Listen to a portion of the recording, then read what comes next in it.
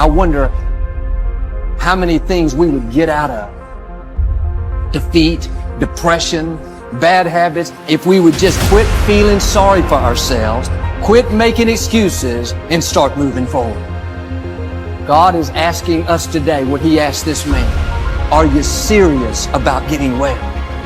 Are you serious about overcoming that addiction? About finishing school? About moving past that disappointment? Then there's something you have to do. Get up on the inside. In your attitude, in your thoughts. In other words, shake off the self-pity. Quit reliving the negative. You're waiting on God, but God is waiting on you. If you will get up, take up your bed, so to speak, start moving forward, that's when you'll see things begin to change in your favor. There have been some moments in my life when I have deliberately discerned what God required of me, and I excused myself from the plan. There have been times when my issue was not trying to figure out what God wanted. My issue was that I didn't want to do what God had called me to do. Think about how often we excuse ourselves from being part of God's plan. Don't have enough time? Is that what's stopping you right now? Don't have enough money? Is that the thing? Or is the thing that's stopping you, you? We come up with an excuse of why we're different and why it won't work for us. And that's exactly what he did. Sir, I have no man to put me in the water when you. Do you realize what he said was, here's what he was saying, it's not my fault that I'm not healed. It's not my fault. It's someone else's fault. Do you realize, think about this now, this is the number one excuse in society for our problems.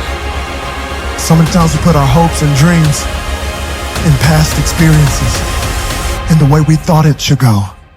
And we're still looking at the pool and the Savior is right in front of us. Stop being a lazy, bum-ass person that's full of excuses, sitting around on the pity potty, coming up with every excuse in the world as to why you ain't winning. You are the reason you're not winning. You keep messing with negative, evil, and dysfunctional people and expecting positive results. Every time they say anything to try and motivate you and inspire you, you turn every negative thought and you turn every positive thought, every positive intention, everything that they trying to boost your spirits up, you flip it, shake it, manipulate it, and you are so determined to be negative and miserable. It's unbelievable. Wake your ass up. Awaken the beast inside. It's game on. It's go season. It's time for you to take advantage of the access and the resources that you have in your country and your community. You got a problem with your life. You got a problem with your environment. Do something about it. If you want it, go get it. It's my parents' fault, it's the economy's fault, it's the government's fault, it's my boss's fault.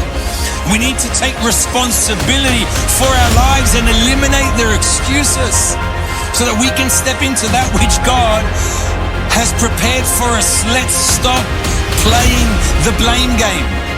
That's the enemy's game. Because when we look at who to blame, we surrender our responsibility, and we're never going to mature in our faith.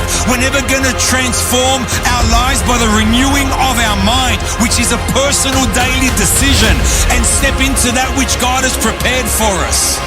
You eliminate excuses by taking responsibility.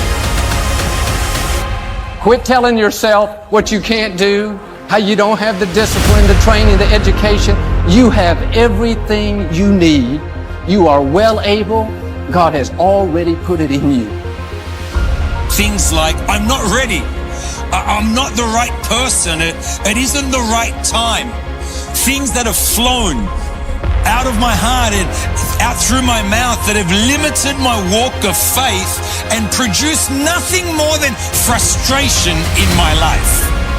Often, we are the only people who sabotage what we can do or what we can step into.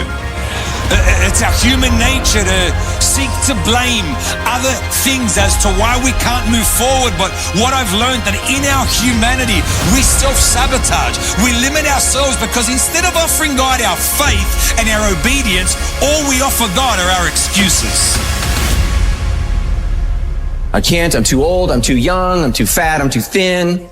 I can't, right? I can't. I hear this all the time, all the reasons that you can't do something. He responds to a Savior who asked a simple question. Do you want to get well? That's like a yes or no question. But he goes into all these excuses. And in his excuses, he's talking about the pool when Jesus is in front of him.